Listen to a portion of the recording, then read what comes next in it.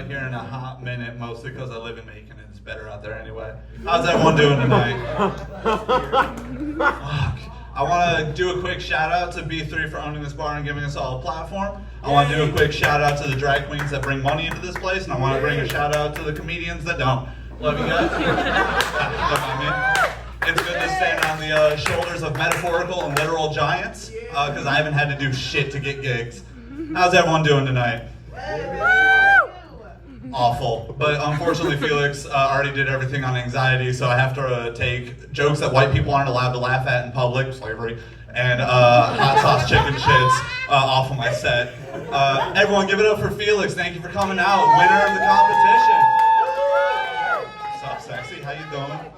Awesome, awesome. And last of my thanks, give it up to Tall Trey for giving us a platform. And Azalea, we have done so many open mics together at this point that I almost feel like we're weird partners. All right, one last cheers for everyone so I can light my cigarette. I need a second.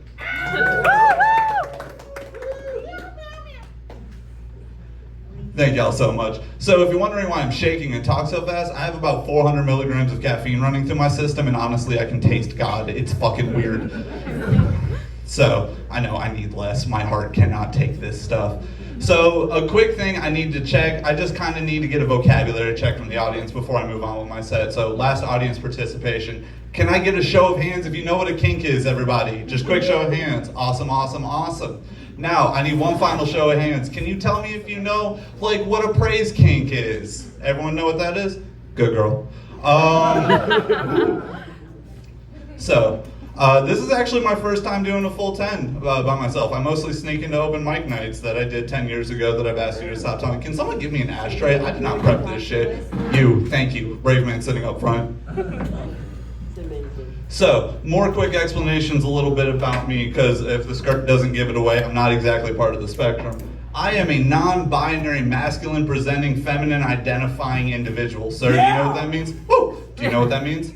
Neither the fuck do I. You're in good company. I'm gonna take care of you, baby. The worst part about it is regardless of what the skirt and the nice ass says, I'm almost exclusively into women. Like, entirely. I mean, there's a couple of drag queens, suck you too, that, you know, I would swing both ways, you know. Hi, see me out back. But for the most part, I really piss people off because I'll go out dressed like this or like a crop top, something of the sort. And it's the wrong attention, because the women I want to flirt with me tell me I'm brave, and it's just like, it's like, ooh, thanks. So my favorite thing, so I'm not from Georgia originally, if you can't hear it in my voice and how fast I talk. I'm from the Midwest, Rust Belt, Michigan. I don't know if we have any transplants in the audience. Y'all raised in Georgia? Fucking move somewhere, Jesus, like just one place. Don't die where you're born. It's boring as shit. But the coolest part about Georgia is I don't have to have a personality. I can spend $250 on a tattoo on my arm and I can just skate fucking by. Popularity has a paywall. So I want to touch base. How is everyone's relationship with their dads? I just need a quick yay, boo, boo if your dad sucks, yay. Woo, read the fucking room. We're all sad anyway.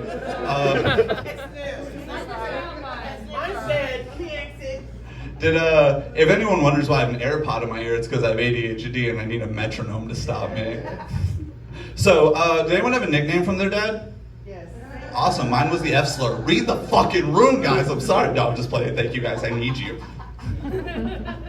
No, my dad really didn't like me much. I kind of reminded him that he was getting older and dying, and I'm like, it's not my fault you didn't show up for the first 13 years. Like, time passed real fast. Fucking blow me. He's dead and you're laughing about that? Monster. Yep. It's okay. Hell gained a new angel that day, everybody.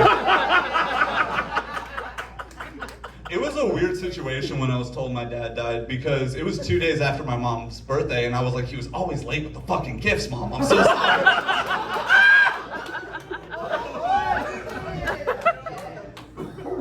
So, hey, where are my fucking nerds in the crowd? There's nothing to do in Warner Robins except, woo, okay, same up here. And I always wanted to be a writer growing up. And Batman was cool to me because it was like, oh, I took my fear, I turned it into something useful. Whatever, Red Hood's cooler. But the naming yourself after fear I thought was such a cool convention. And I'm like, I can take my fears and manifest that into something real. So I'm actually publishing a comic book next summer. It's Sharks and Commitment Man. So be careful, be careful, criminals. I'm not gonna put a title on it. No, I am fucking terrified of sharks because jellyfish fucked me up, which was a weird obsession, but I feel like the sharks knew, and they're like, send a message. Has anyone gone to Tybee in like the August generalized area? Yes. Yeah, no, that's a jellyfish breeding season, and we're fucking stupid. We're like, oh, the beaches are clear, this is nice. I used to be 70 pounds heavier, so you're gonna hear me talk about body insecurities, and if any of you fucking come up to me after the show and are like, oh, you look great, I go to the gym for 2 hours a day, leave me the fuck alone about it. It's not fun anymore. I'm supposed to be bigger. So, who's the final people for tonight? Who's the headliners? Are they in the crowd? I was gonna say thank you, guys.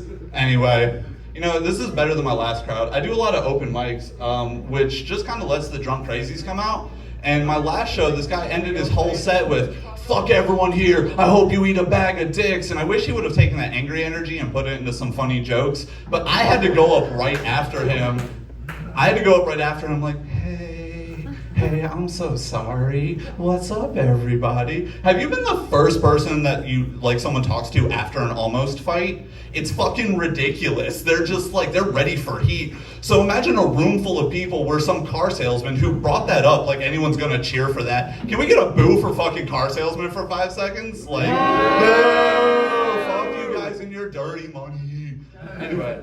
So he's like, I'm a car salesman, everyone cheer for me. And a bunch of people booed and he just got real sad for the rest of the show. And then I have to go up behind and I'm just like, most of my set's angry and anxiety ridden and I don't want to bring that energy. I'm so sorry. Let's laugh at dead billionaires even though that happened 3 weeks ago and Ocean Gate's no longer funny. I have nothing to fucking do. It is, they deserved it. But like, seriously, I had family members, because I post a lot of shit on Facebook because...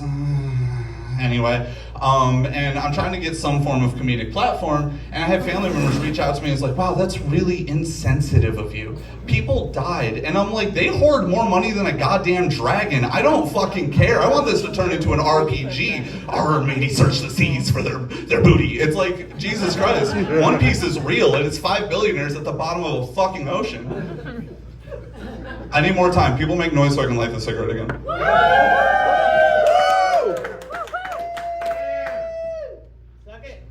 Thank you so much. My favorite thing about not having to do any work for this is I can show up, get free drink tickets, and then convince someone to pay for my Uber on the way home because I can't drive. I have gotten into less car accidents than most people, but like I've been so close to death every single time, but God has a sense of fucking humor. If you haven't picked up from the outfit, I am suicidal. Felix, thanks for opening the door. I also had an Avengers 1 joke eerily similar to that though, so it did kind of fuck me up just a bit. Except, see, I'm not anxiety ridden, I have depression. I feel fucking nothing. People think that like, oh, depression, you're just sad all the time. I relish the moments I'm sad because it's something. So a lot of the times I've been the one to have to call people and be like, hey, I'm so sorry, Sam died. And people are like, how do you get through this? And I'm like, just the moment of the one tear of someone being sad, I feel anything. Fuck. So, this is the only job where I immediately have to get to work when I get on stage. Like, guys, I work in sales. I know, but it's phones. Leave me alone. Where I can just go to work and sit in the back and play Slay the Spire for fucking 35 minutes and get away with it. This is hard. I don't like this. I need to build up the energy. Hey, guys, what do you call a weed you make a wish on? A dandelion. Thank you. What do you call a well-dressed big cat?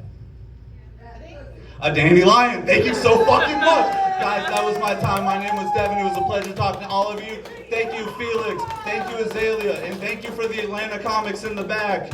Love y'all. Have a good rest of your night.